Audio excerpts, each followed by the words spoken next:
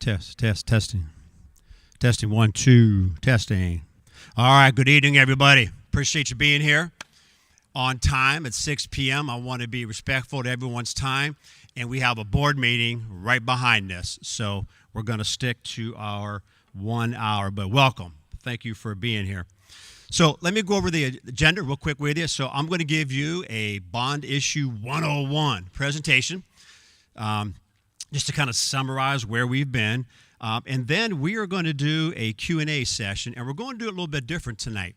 We're going to break out into 4 different groups. And depending on the question you have, you can go to a different group to ask that. So, for example, myself and Miss Cheryl down here in the front from TDA will be available. Talk about OSCC, general project stuff. We're there for you. Miss Prince could not be here, our treasurer, but we have an awesome gentleman named Ryan Grizzoni right down here in the front left to me. He will be the finance guy.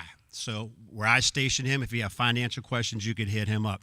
Our 2 board members, Mr. Smallwood and Mr. Atway, were on the committee, so they're here as well to answer some questions that you might have. And then Patrick Scully and John Schuler were on the levy committee, and they will be available to ask and answer any questions you have on that. So at 5 till 6, wherever we're at, we're going to wrap it up. If we haven't had time to answer your question, we have some note cards that we'll have at the different stations. You can put them on a note card, and whatever we don't get to tonight, we'll make sure we get on our FAQ, which is posted online. All right, so how do we get here? Back in May, as you remember, we had a bond issue up, and it did not pass. So that summer, come July, I put out about a month-long community survey asking some different questions. End of September, we got together, had a community meeting just to kind of get the ball rolling. And the next 3 months, October, November, and December, we met at all 4 of the buildings. We had representatives from TDA speak. We had the building principals talk about here's what's going well in our building. Here's some of the issues we have. And we worked our way through all the buildings all the way through December. And then we got to January, and we had what I would call probably one of the best visioning meeting sessions that I've ever been a part of. We had about 60 people come together, and we talked specifically about what do we want Canfield to look like in the next 50 years. And we had a great meeting. Out of that came a bunch of different plans on what facilities could look like. And then we set loose a master planning committee. As you remember, this was open to anybody in Canfield, and we had anywhere from 50 to 60 people sign up. Not everybody came every month, which was okay, but honestly, we had some really good attendance from those folks that joined us. And as you can see, we started at the end of January, went through February, March, April, and then we got to June. And in June, at the June 14th board meeting, that committee had a recommendation for the board. And at that time, the board accepted that recommendation, and that set us loose to get to where we are at today. All the stuff that we have done, everything I've just talked about, can be found on our district website. If you go to that facility project tab, you'll be able to see all the presentations, all the stuff that we have done for all these months. I know if you've been following along, you've been seeing that. But even tonight's presentation will go on there as well. And thank you, George, for getting all that stuff on there for me. I appreciate it. But everything is housed there for you to take a peek at. So this committee, which I was a member of, basically had 3 main ideas moving forward: safety, security, and access. We want a modern, safe environment that's great for our staff and students. We're dealing with aging buildings and the costly repairs. Okay, that was another bullet item. And the third one was we have a lot of issues with limited educational space. And what does that look like when you talk about new facilities? Those were the 3 big issues that came up as we worked our way through. So as you know, these are our buildings. These are the ages, okay, the first year that they were built.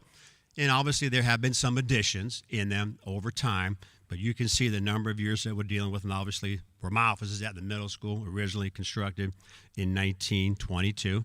We talked a lot about the OFCC and what they do and who they are, and we are what's called an ELP district. You can see the acronym there and what that means. And at the end of the day, we're on for 16% of our co-funded amount for this project sometime down the road. We don't know when those dollars will come in, but we have 16% of about the $100 million that is co-funded. Our project agreement was approved in August by the commission, and then the controlling board approved it in September, and that's what gets us to November. All right, so here's what you're going to see. The Canfield Local School District will place a $7.5 million bond issue on the November 7th ballot. But we have breaking news. And if you've been watching what's been going on, you know where I'm going to be talking about tonight. But this is critical, okay? So I'm going to circle back to that in a minute. You can't see it as ballot language. I know that.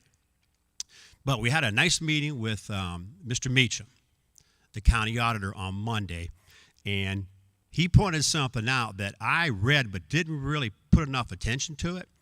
It has a dollar amount for a $100,000 home value of $263 in this ballot language, but it does not say per year. So please be aware of that, because some folks says, oh my goodness, is that $263 a month? No, it's not that. Now, why that's not in the language, I don't know. This is what the legislators said was going to be good, and everybody's going to understand better. I'm up here tonight just to make sure everybody understands that $100,000 amount, that $263 is per year. And it uses the word annually in the language as well, but want to make sure everybody is clear on that. Now, speaking about that Monday meeting, here's some of the breaking news that I really want to make sure you understand. I think Mr. Meacham's done a really good job articulating this in the paper and verbally with us, but here's what you need to know.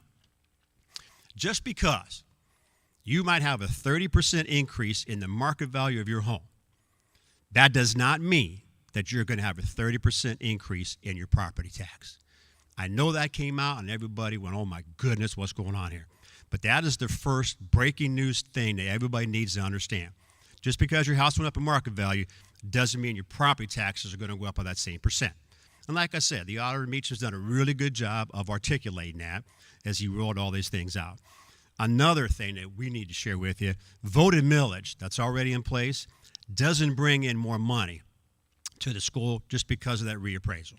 And it's a long, complicated story, and I won't dig into that tonight. I'll just give you this. House Bill 920, okay? Basically, as inflation goes up, it doesn't allow school districts to go up with it, okay? It protects the property owner, but doesn't help schools, quite honestly. And here's the big breaking news that the auditor talked about the other day. And I'm going to use his hand gestures and all that, because here's what he said. As there's an increased valuation in Canfield, right here, as there's an increased valuation in Canfield, which there is a reduction this way in millage. Now, if you think about what I just said, if valuations go up, which they have, then millage needs to go down. So here is the breaking news. We don't need 7.5 mils for this bond levy anymore. We don't. Because we couldn't. Because it would generate more than $105 million that we need to make this project work. So that's good news for our property taxpayers in this room in Howden Canfield. Okay, it's really good news, and that's the message we need to send. Our treasurer has got those mills down to about 6 mils. But here's what's critical, and I hope you can see this from where you're at. We have told folks for a $100,000 home that it was that $263 for the year, which the auditor, and we just talked about, or $21.88 a month. No longer. Okay? Because of those higher valuations in Canfield, because your house went up, we are now going to have to ask for a lesser amount of millage.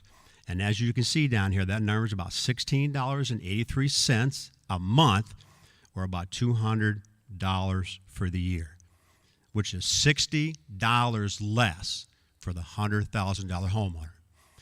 And I didn't do the math as it goes across, but you can do that, and you can see those numbers, okay? This is critical, because everything I've put out has always been based on this 7.5 mil chart, but this is the information that we need to get out to everybody now. Valuations went up, millage goes down. We can't ask for 7.5 mils anymore as a district. It's going to be closer to 6, and your monthly amount that you're going to pay is going to decrease.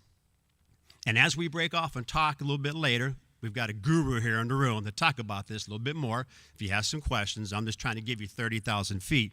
But this is critical for the taxpayers in Canfield to understand, okay? There's actually some good news with all the craziness going on out there.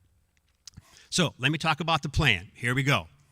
We've been talking about this from day one. We're going to construct a new middle school on the current middle school site. We're going to construct a consolidated elementary school, bring both CH and Hilltop together, and that building will be on the Hilltop site, and we're going to do some much-needed renovations to this high school as well.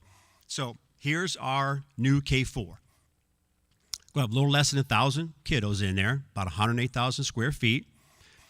The Hilltop building will remain, okay? So once the new elementary is built, Hilltop will remain. And we'll talk a little bit later about what's going to go in there, but some of it's going to be me and my staff, okay? And there'll be some road updates and some improvements needed, obviously, since we're going to be doubling the traffic and doubling the kids coming to that site. And as you can see, there's a fit study on where that new elementary will go. Basically, it's to the west of the current Hilltop building. There's been a lot of talk about what we're going to do with Hilltop, okay? And I just told you a little piece of that puzzle. All the central office staff, the board office, all those folks, like my people, the finance people, our secretaries, Mr. Vito, all those folks will be there. That's a 59,000 square foot building. I'm a pretty big guy, but I'm not taking up that much room. There's a lot of room there. And I've been talking about this for a lot of months here. We are interested in community partners to join us. And there are some really good options out there. One of them is the Y. Bringing some programming to that current Hilltop building moving forward. Maybe a senior center, some mental health, maybe some counseling, maybe using that for some special education classrooms. So there's a lot of opportunities for that building, okay? Once it's vacated, we have the new elementary for things to go in there. So here's our middle school. We're going about 850 kids, 112,000 square feet. The plan does include a second gym, okay? And our committee said, hey, you know what? There's never enough gym space in Canfield, and I'd agree. I'm signing all those facility request forms all the time. So this is good. All right, we're going to have a second gym. I'll show you where it's going to go. It's going to go out to the west a little bit, but that building will remain until the new one's built, and then we'll transition everybody out there. That building will be abated and demoed, okay? And then that space will be filled in. But here's the site fit study. As you can see, the new building, we're looking at 2 floors. It's also to the west of the current building, okay? So you can take a look at it. It just kind of wraps around, okay, wraps around that current middle school. And then here at the high school, we'll talk about we need a new roof. If you've been driving through our parking lot, you know they're in pretty bad shape. Big rains, we have a lot of flooding, so we really want to take care of that drainage issue. We have some foundation situations we'd like to deal with as well, and then some windows and lighting if the dollars last long enough to get that done as well. So here's the whole project, dollars and cents. $15 million for renovations here. The new middle school is going to cost about $44 million. The new K4 is about $39. And then you can see a bay demo for CH. Hadn't talked about that yet, but once that new elementary is built, we'll bait and demo that building as well. And when I say abate, that means take out asbestos, okay, that's in the building, and knock it to the floor as well. We talked about the middle school. We're all going to do a site safety allowance, about $300,000, and that's a recommendation that TDA gave us, which I would concur. This is to take a look at some safety features outside of the building. You know, I'm concerned about like turn lanes, signage. What are we going to need to make that building flow well? So that close to $100 million is what we call the co-funded. And then that extra gym is on Canfield's dollar. The OFCC does not put money towards a second gym, so you can see $3.6 million for that. We put in a budget about $1 million for some potential road updates, which we believe we're going to have, and we reached out to our friends from MS Consultants to kind of get their input on that as well. Then I talked about the Hilltop building, bringing my folks over. We budgeted about $380,000 to kind of reprogram that space as well. And then you can see the total project amount there, just a little less than $105 million. So I've been talking about money from day one, which I need to, but I really want to switch last month and this month and moving forward in here. What are we going to get? What's this look like? For those of you that have never been in a new facility, you're going to be surprised. Okay, those of us that have, some of these pictures are going to look familiar to us. But first of all, here's what a new middle school could look like. It's not 100%. This is just a rendering. A rendering means it's just a rendering. All right. So if you don't like where the flagpole's at, that's okay. It's not permanent. Doesn't have to go there. But we want to give you something to look at to excite you so you'll be able to see, okay, what's this committee, what's the superintendent talking about? This could be your new middle school, for example. Here's your new K4 elementary, what it could look like. You know, I like colors. I love the lights. I love the windows, being able to get the light in there, all that good stuff. The aesthetically pleasing things. And you know, some people say, hey, Mr. I don't like that blue color. That's okay. If we're having that conversation, it's a good day in Canfield. Okay, I promise you that. But this is what it could look like, the K4. One of the big things that we're going to see with new facilities is state-of-the-art school safety. And I just mentioned a couple of things here. This is a picture of a secure vestibule, which all of our buildings don't currently have. We're working hard to get there, have a really nice addition here at the high school. But we're going to have secure vestibules, great cameras, door access systems, fire suppression, which means sprinkler systems. And as you all know, none of our buildings have them. Okay, these brand new ones will. HVAC, air quality, as everybody in Canfield knows, we all don't have air conditioning across the district. These new buildings obviously will have that. Lighting and bus traffic and parent drop-off. As a superintendent, you never want buses and parents or kids driving together. You never want that. So these new builds will be very helpful doing that for us. Here's what some of the spaces could look like. All right. A lot of cool things, movable furniture. You see a lot of colors, like I said, lights. You see a lot of different venues, a lot of different areas that could work here. And one thing I'll tell you about new builds, there is no such thing as a hallway. Hallways have kids walking in them for maybe 5 or 6 minutes at a time. But once they're done, they become teachable areas, flexible classrooms. It's amazing what new builds look like today. And here's just a couple examples of what those areas could be. It's really, really cool. As you know, in Canfield, we're big on technology. We went 1-to-1 this year, which has been awesome. You know, we're looking at the best that we can do for technology. And it's not just the stuff, but it's the backbones behind it. And that's what the new builds will allow us to do, give us a lot more power and strength to give our kids what they need. The elementary gets what's called a cafetorium. We eat by day and we sing and dance by night. Really cool, really neat. So we have lunch during the day, and at nighttime we can have performances. We could do all kinds of cool things at night, but that comes with the elementary build. I talked about the second gym at the middle school.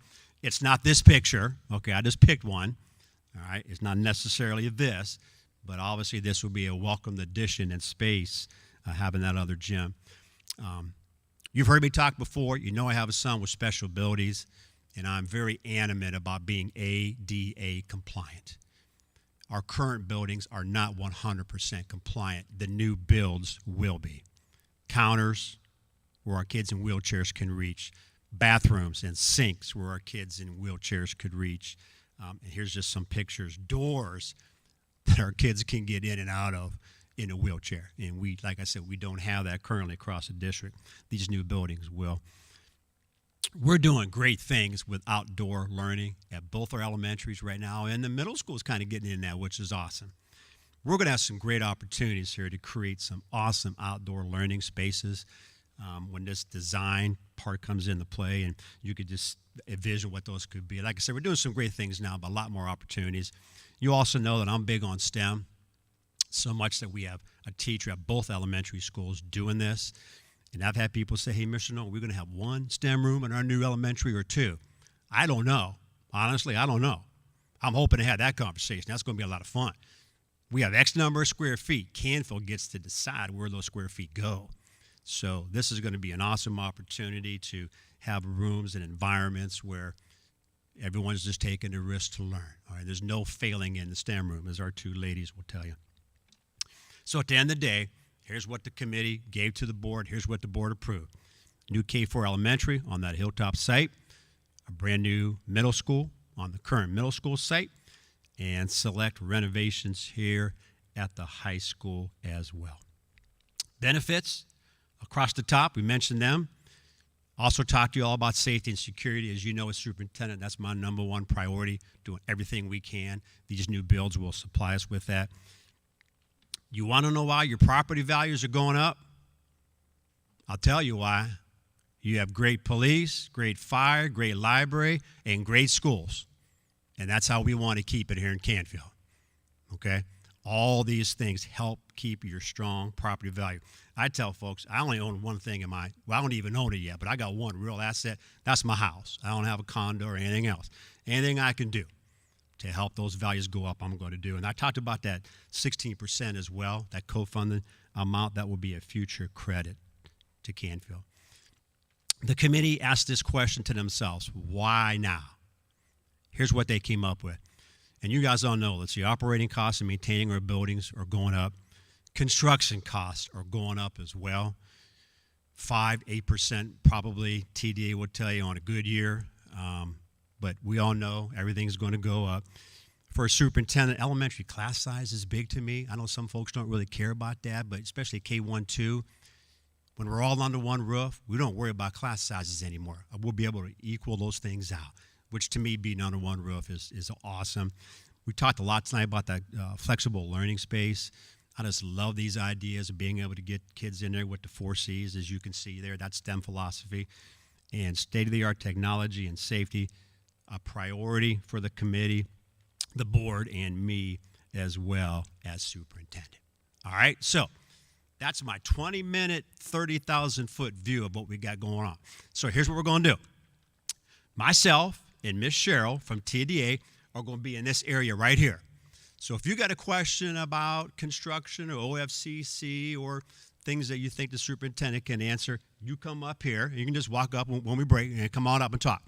Over here, I'm going to have Ryan, and Mr. Vittle's going to join him, okay? Ryan's going to be over at that corner, and if you have anything about the finance, say, you know what, that Mr. doesn't know what he's talking about on that valuation thing. Can you explain a little bit better? He will do that for you, okay? That will not be a problem, okay? Patrick, I'm going to put you and John in that far back corner, okay? So Patrick and John are here. If you want to talk to these guys about the levy committee and, like, how they come up with some things, what's going on, how's that work, go to the back right for me here, okay? And then our 2 board members, I see Mr. Atway and Mr. Smallwood. I'm going to house them up in the back left corner back there. If you want to talk to them about their board perspective, if you want to talk to them about a committee, because they were on that as well, please do. At every station, we're going to write down the question you ask us, okay? Just so I have a log of everything that's being asked, and we can put those Q&As on our FAQ online as well. And like I said, if we run out of time, because we got to stop at 5 till, if we run out of time, we'll get you a note card, and we'll go from there, okay? So you are welcome to disperse to one of those 4 areas. Thank you so much for coming. Appreciate your time.